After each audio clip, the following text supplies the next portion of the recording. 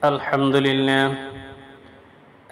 لله رب العالمين والصلاة والسلام على سيد الأنبياء والمرسلين وعلى آله وأصحابه أجمعين। সম্মানিত দর্শক শ্রোতা ভাই বন্ধুরা, আজ আমরা আলোচনা করব কিয়ামতের আলামত। কিয়ামতের একটি বড় আলামত হলো দাব্বাতুল আরদ।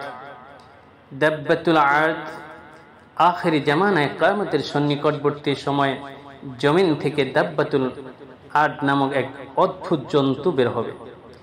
জন্তুটি মানুষের সাথে কথা বলবে। এটি হবে কিয়ামতের নিকটবর্তী হওয়ার অন্যতম সর্বশেষ ভয়াবহ আলামত।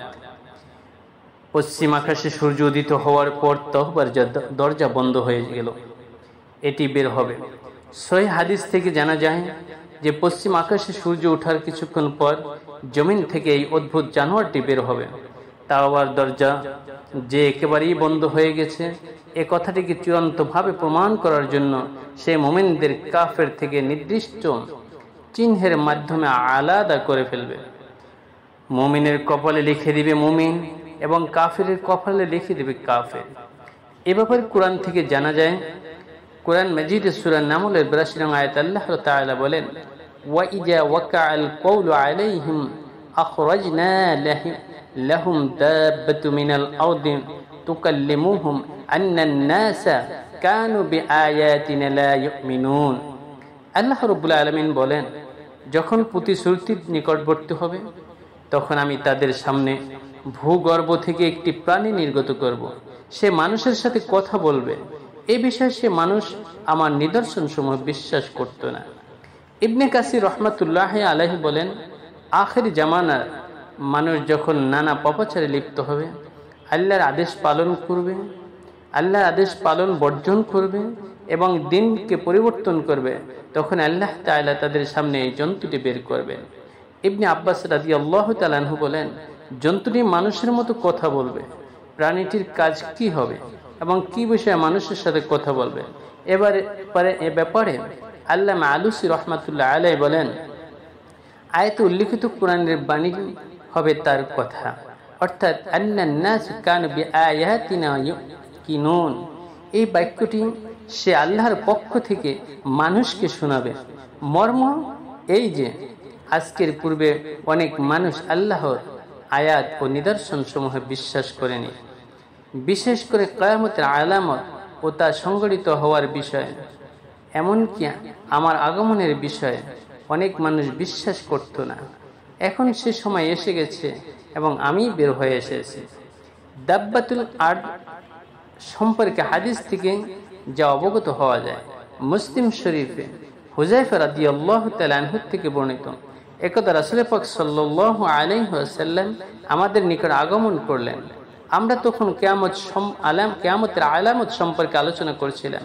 তিনি বললেন, যতদিন তোমরা 10টি আলামত না দেখবে ততদিন কিয়ামত হবে না। 1 নম্বর হলো ধোঁয়া, 2 নম্বর দাজ্জালের আগমন, 3 নম্বরে ভূগর্ভ থেকে নির্গত দাব্বাতুল আরদ নামক অদ্ভুত এক জানোয়ারের আগমন, 4 নম্বরে পশ্চিম দিক থেকে সূর্যোদয়, 5 নম্বরে ঈসা ইবনে মারইয়াম আলাইহিস সালাতু ওয়াসসালামের আগমন, 6 নম্বরে ইয়াজুজ মাজুজের আবির্ভাব, 7 নম্বরে পূর্ব ভূমিধস, 8 নম্বরে পশ্চিমে ভূমিধস, 9 নম্বরে আরব উপদ্বীপে ভূমিধস, 10 নম্বরে সর্বশেষ ইয়ামান থেকে একটি আগুন বের হবে, মানুষকে সিরিয়ার দিকে হাঁকিয়ে নিয়ে যাবে। নবী করিম সাল্লাল্লাহু আলাইহি ওয়াসাল্লাম বলেন, দাব্বাতুল আরদ নামক একটি প্রাণী বের হবে এবং মানুষের নাকে চিহ্ন দিবে, অথবা মানুষেরা পৃথিবীর জীবন যাপন করবে। প্রতিটি সকল মানুষের নাকে দাগ লাগিয়ে দেবে। এমনকি উট ক্রয়কারীকে যদি জিজ্ঞাসা করা হয়, তুমি এটি কার কাছ থেকে ক্রয় করেছ, সে বলবে, আমি এটি নাকে দাগওয়ালা একজন ব্যক্তির নিকট থেকে ক্রয় করেছি। নবী করিম সাল্লাল্লাহু আলাইহি ওয়াসাল্লাম আরো বলেন, দাব্বাতুল আরদ বের হবে, তার সাথে থাকবে মুসা আলাইহিস সালাতু ওয়াসসালামের লাঠি এবং সুলাইমান আলাইহিস সালাতু ওয়াসসালামের আংটি। কাফেরের নাকে সুলাইমান আলাইহিস সালামের আংটি দিয়ে দাগ লাগাবে এবং মুসা আলাইহিস সালাতু ওয়াসসালামের লাঠি দিয়ে মুমিনের চেহারাকে উজ্জ্বল করে দিবে। লোকেরা খানার টেবিল ও দস্তরখানা বসেও একে অপরকে বলবে হে মুমিন, হে কাফের। প্রাণীটির ধরন কেমন হবে? প্রাণীটি হবে মানব জাতির কাছে পরিচিত চতুষ্পদ জন্তুসমূহের চেয়েও সম্পূর্ণ ভিন্ন প্রকৃতির। সেটি মানুষের সাথে কথা বলবে। প্রাণীটি কোনো শ্রেণীর হবে, এ নিয়ে আলেমগণের মতভেদ রয়েছে। ইমাম কুরতুবী রহমাতুল্লাহ আলাইহি বলেন, এটি হবে সালেহ আলাইহিস সালাতু ওয়াস সালামের উটনির বাছুর। যখন কাফেররা উটনিকে হত্যা করে ফেলল, তখন বাছুরটি পাথরের মাঝে ঢুকে পড়েছিল। এটি আল্লাহ তাআলা অনুমতিক্রমে কিয়ামতের পূর্বে বের হয়ে আসবে। ইমাম কুরতুবী রহমাতুল্লাহ আলাইহি বলেন, এই মতটি বিশুদ্ধ মত। তার এই কথা গ্রহণযোগ্য নয়, কারণ তিনি যে হাদিস দিয়ে দলিল গ্রহণ করেছেন তার সনদ এমন একজন রাবী বর্ণনাকারী আছেন যার বর্ণনা গ্রহণযোগ্য নয়। কেউ কেউ বলেছেন এটি হবে দাজ্জালের হাদিসের বর্ণিত জাসসাসা অর্থাৎ গোয়েন্দা। এ মতটি গ্রহণযোগ্য নয়, কারণ দাজ্জালের হাদিসে যে প্রাণীর কথা এসেছে তার নাম জাসসাসা, আর কিয়ামতের পূর্বে যে প্রাণীটি বের হবে তার নাম হবে দাব্বাতুল অথবা দাব্বাতুল আরদ, যা কুরআনে স্পষ্ট উল্লেখ করা হয়েছে। কেউ কেউ বলেছেন এটি হলো সেই সাপ যা কাবার দেয়ালে ছিল। কুরাইশরা যখন কাবা ঘর নির্মাণ করার ইচ্ছা পোষণ করলো, তখন সাপটি তাদের নির্মাণ কাজ শুরু করতে মূল বাধা হয়ে দাঁড়িয়েছিল। একটি পাখি এসে সাপটিকে ছোঁ মেরে নিয়ে গেল, নির্মাণ কাজের বাধা দূর হয়ে যায়। কিন্তু এ কথার পক্ষেও কোনো দলিল নেই। এমনি আরও অনেক কথা বর্ণিত আছে, এগুলোর প্রতি গুরুত্ব দেওয়ার কোনো প্রয়োজন নেই, কারণ কোনো মতের সপক্ষে সহি কোনো দলিল পাওয়া যায় না। শায়খ আহমদ শাকের মুসনাদে আহমদের ব্যাখ্যায় বলেন, কোরআনের আয়াত সুস্পষ্ট, আরবি ভাষায় বলা আছে এটি হলো দাব্বাতুল আরদ। দাব্বান অর্থ চতুর, অত্যন্ত সুস্পষ্ট, কোনো প্রকার ব্যাখ্যার প্রয়োজন নেই। বরং আমরা বিশ্বাস করি আখির জামানায় একটি অদ্ভুত ধরনের জন্তু বের হবে, সে মানুষের সাথে কথা বলবে। কোরআন ও সহিহ হাদিস তার গুণগুণ ও বৈশিষ্ট্য বর্ণিত করবে, আমরা তাতে বিশ্বাস করি। পৃথিবীর কোন জায়গা থেকে প্রাণীটি বের হবে? এটি বের হবে পৃথিবীর সর্বশ্রেষ্ঠ ও সবচেয়ে সম্মানিত মসজিদ থেকে। ইবনে ওমর রাদিয়াল্লাহু তাআলা আনহু বলেন, সাফা পাহাড় ফেটে প্রাণীটি বের হবে। তিনি বলেন, আমি যদি চাইতাম তাহলে যে স্থানটি থেকে বের হবে তাতে পা রেখে দেখাতে পারতাম। জন্তুটি তিনবার বের হবে। প্রথম বের হবে কাবা শরীফ হতে দূরবর্তী একটি গ্রাম থেকে, অতঃপর কিছুদিন লুকিয়ে থাকার পর আবার বের হবে, পরিশেষে কাবা ঘর থেকে বের হবে। এ ব্যাপারে আরও কথা বর্ণিত আছে। সব বিষয় মিলিয়ে আমরা বলবো মক্কা শরীফ থেকে দাব্বাতুল অথবা দাব্বাতুল আরদ বের হবে, অতঃপর সমগ্র পৃথিবীতে ভ্রমণ করবে। প্রাণীটির কাজ কি হবে? প্রাণীটি মানুষের সাথে কথা বলবে। প্রাণীটি কি বিষয়ে মানুষের সাথে কথা বলবে? এ ব্যাপারে আল্লামা আলুসি রহমাতুল্লাহ আলাইহি বলেন, আয়াতে উল্লিখিত কোরআনের বাণী হবে তার কথা, আন্নান নাস কানু বিআয়াতিনা লা ইউকিনুন। এই বাক্যটি সে আল্লাহর পক্ষ থেকে মানুষকে শোনাবে।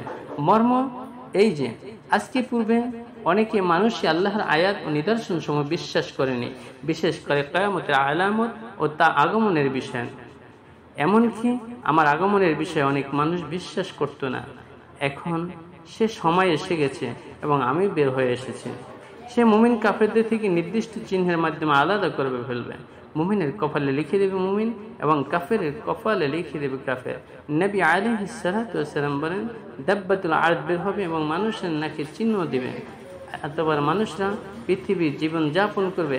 প্রাণীটি সকল মানুষের নাকি দাগ লাগিয়ে দেবে, এমনকি উটকারী